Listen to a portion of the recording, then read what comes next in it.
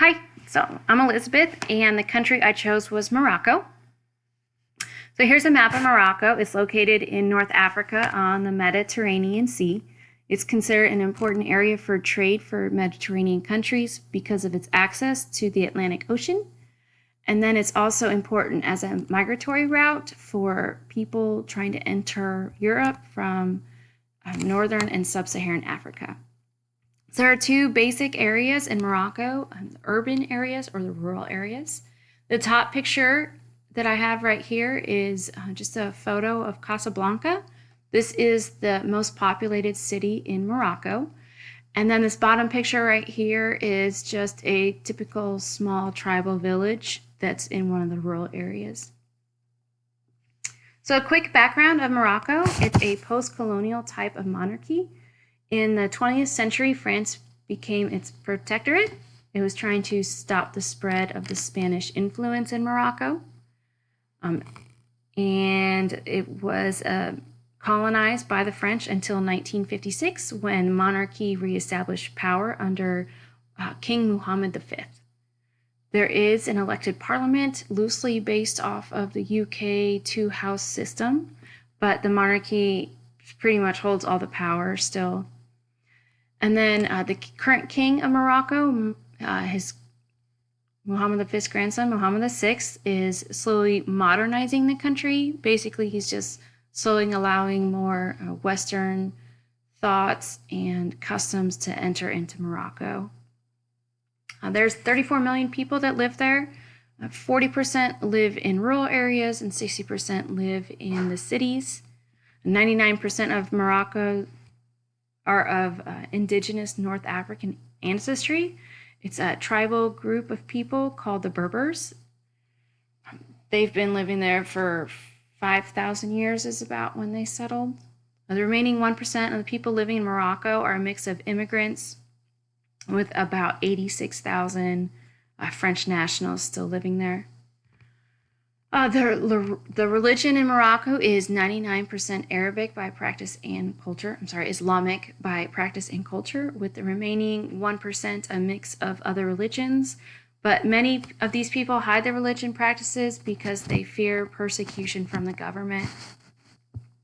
So language is a pretty interesting topic in Morocco. There are two official nationally recognized languages spoken in Morocco.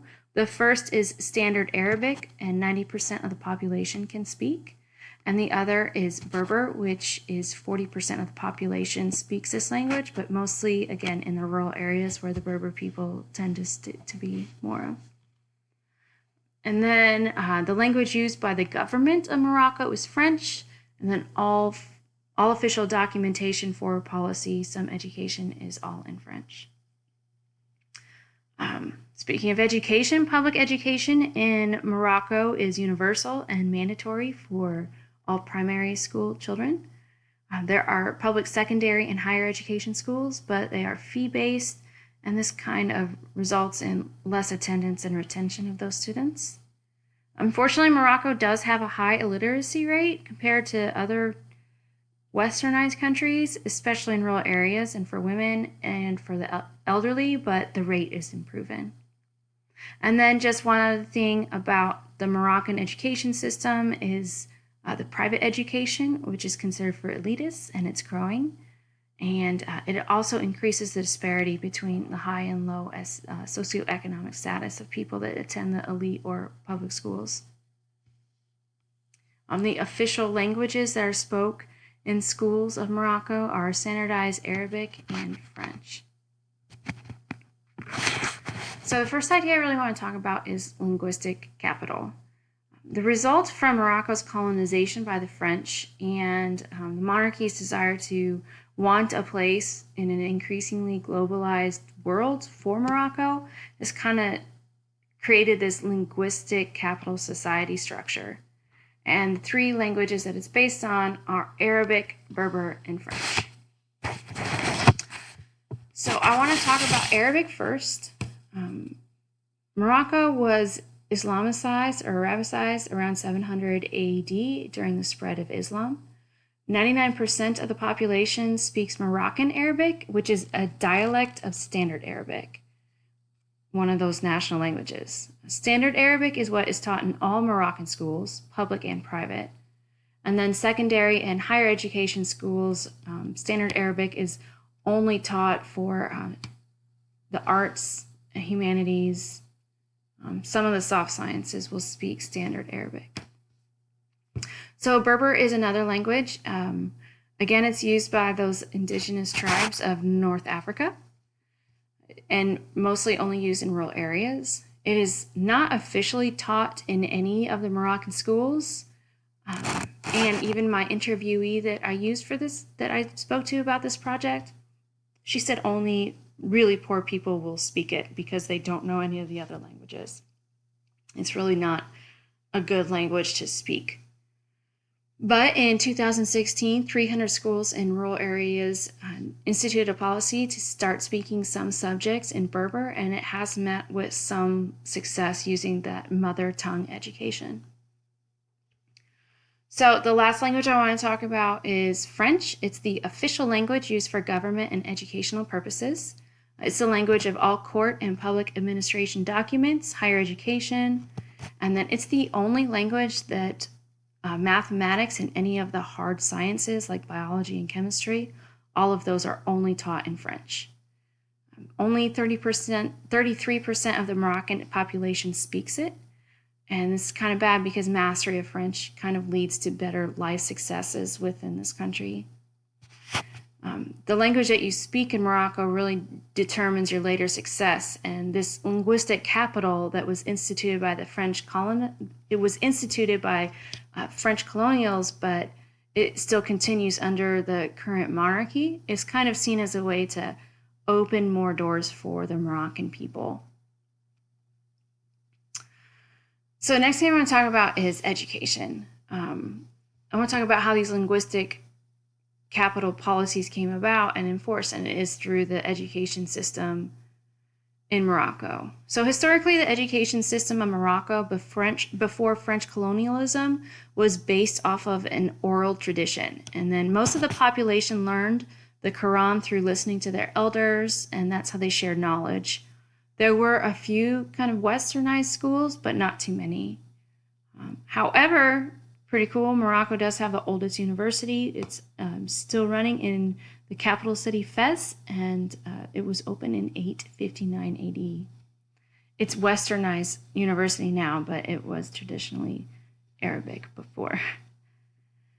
So anyways, the French, when they came and colonized, they dismantled this oral tradition and established European-style schools. They did that these schools were intended for, children of French people. There were some schools created to educate elite Moroccans, but these were subpar educations, and they were basically used to teach these Moroccan elitists how to do low to mid-grade administration jobs within the government. By the end of French rule, only 5% of Moroccan population attended schools. The illiteracy rate was sky high. And as a way of fighting back, these pocket communities started opening free Islamic schools. And they were trying to educate Morocco's young people. Then the monarchy took power, and these free Islamic schools kind of exploded in popularity. And in 50 years, the literacy rate in Morocco went from 5% to 74% for women and 89% for men, and that was in 2004. It is considered to be higher now. But the use of French in all these schools still continued. And the reason for that is that the monarchy wanted to modernize the population, and they're seeing this increasingly globalized world. So King Muhammad V decided Morocco needed to keep its door open to European methods and language. So it kept French as a significant part of its tradition. Currently, the Islamic tradition of teaching all students still persists. There's a 100% attendance for Moroccan children in primary grades, and even though the fee base in secondary and tertiary schools kind of lessens the retention rate, attendance is still rising for those schools. Primary public schools are free and are usually taught in Arabic. Like I said before, in 2016, 300 schools in rural areas have introduced Berber with some success, but it's not really official. Public secondary and beyond schools are fee-based, resulting in a lowered retention rate. Public secondary schools are when most students begin to learn the French language. So this is actually kind of a problem. Unfortunately, especially in the urban areas, these schools also have other problems. They are underfunded, overcrowded, the teachers are not as qualified. And then this results in students that come from these schools not having the same opportunities as others, basically the ones from the private schools. Private schools are a pretty popular option for middle to high income families in Morocco. My friend that I interviewed, she said that in every neighborhood, they each had their own primary, secondary school that was divided by male or female. And anyone from that neighborhood, they all went there. Nobody really went. She attended an elite private school. So in private schools, students begin to learn French, and which is different from the public schools where they don't learn French until secondary. This kind of results in a better mastery of the language. This allows them to have better prospects for jobs and an increased chance at higher education attainment, both in Morocco or even abroad. So as I said before, Moroccan policy promotes many European aspects into its culture. Knowing French and increasingly English is being stressed has a high value for Moroccan economy. Many westernized practices have kind of been adopted by the Moroccan people. Some ways you can see this is like the education model for its schools, government models, and a lot of foreign policies. This has kind of led to a sort of disconnect, unfortunately, between more westernized urban areas and very traditional Islamic rural areas. And then this also results in a lowered retention rate in these public secondary schools. So higher education at the university level in Morocco, although it is increasing, it does have problems. Some question its quality, especially the public higher education institutions. And then while 13% of women and 15% of men enter into Moroccan higher education places, they do not have many opportunities for employment when they get out. So in 2014, 200,000 Moroccans that have at least the equivalent of an American bachelor's degree were unemployed. There weren't jobs for these highly qualified people. It's kind of led to this massive brain drain. 4 million Moroccans do not live in Morocco, so that's over 10% of the entire population of the country. Most of these immigrants are moving to Europe, but they are increasingly immigrating to Asia and North and South America.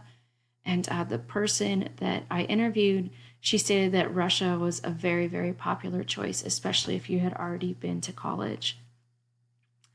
So the reasons for the immigration are many. It's difficult to get a position at a public Moroccan institution.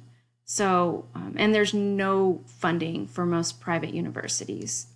So that means that those that want a higher education, they need to go abroad, and a lot of times they just stay there.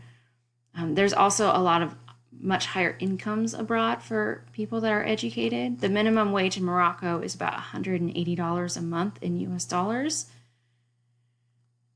So they're getting paid a lot more outside. And then outside of education and government, there are limited employment and income opportunities for the educated citizens. Oh, and then lastly, there's a patriarchal culture that has led to more women leaving Morocco as more of these Western ideals keep on influencing the culture. So just in conclusion, modernizing the traditional Moroccan culture has created a linguistic capital society that prefers French and English over Moroccan Arabic and indigenous Berber. This has increased the income gap between the less educated rural residents and the elitist urban residents.